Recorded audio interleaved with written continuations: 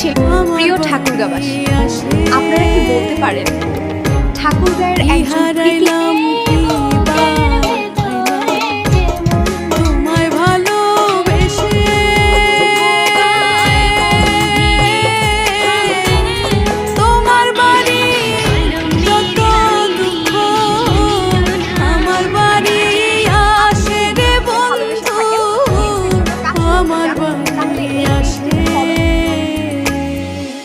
ওই শাশুড়ির পোলা তুই দাঁড়া তোরে পাইয়া লই আগে, তারপরে আমি তোকে বোঝাবো শাশুড়ির পোলা ভালোবাসা কাকে বলে।